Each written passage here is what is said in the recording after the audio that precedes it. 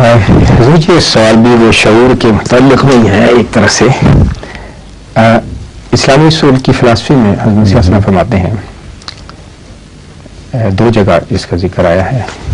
ایک تو پہلے یہ ہے کہ خدا تعالیٰ کی راہ میں قربانی دے کر اور اپنا تمام وجود اس کی راہ میں وقف کر کے اور اس کی رضا میں محو ہو کر اس وجہ سے دعا میں لگے رہتے ہیں کہ تا جو کچھ انسان کو روحانی نعمتوں اور خدا کے قرب اور وصال اور اس کے مکالمات اور مخاطبات میں سے مل سکتا ہے وہ سب ان کو ملے.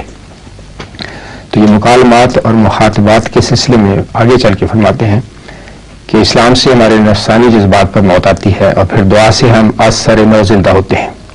اس دوسری زندگی کے لیے الہام الہی ہونا ضروری ہے. یہاں پر یہ بھی لکھا ہے کہ دعا میں لگے رہتے ہیں تاکہ ان کو سب مکالمات اور مخاطبات میں سے حصہ ملے. لیکن یہی تاکہ والی بات جو آپ نے کہی ہے پہلی والی یہ یہاں سے ہوتی ہے. یہ آیات سمجھا رہی ہیں کہ خدا یہ صراط المستقیم غیر المغضوب علیہم ولا الضالین.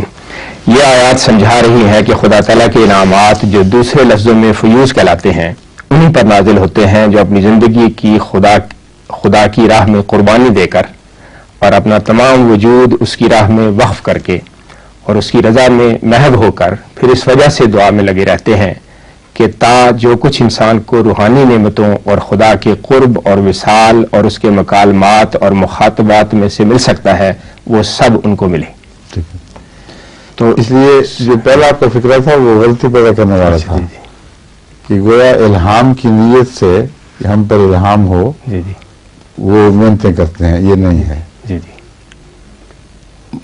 قرب اصل ہے اور خدا کی توجہات اور رحم اور شفقت اور انعامات ان میں انعامات کی جب بحث ہوئی ہے تو اس میں ایک قسم بیان فرمائی ہے کہ مکالمات اور مخاطبات بھی، لیکن اپنی ذات میں ان کی نیت سے کوئی یہ قرب الہی کے لیے جد و جہد نہیں کرتا. سمجھیں؟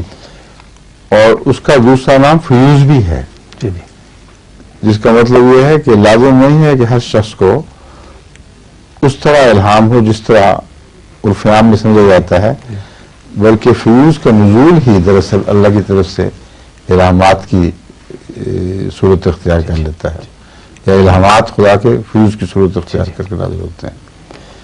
یہ ہے اصل مفہوم. اب سوال کیا ہے؟ سوال یہی تھا کہ اب نہیں ہے. میں سمجھ گیا تھا کہ سوال یہ ٹھیک ہو گیا. اگلا حصہ وہ بھی اس میں شامل ہو گیا. جی اس میں ہو گیا. اس میں اسلام سے ہمارے نفسانی جذبات پر موت آتی ہے، پھر دعا سے ہم اثر نظر زندہ ہوتے ہیں. اس میں الہام ہونا ضروری ہے.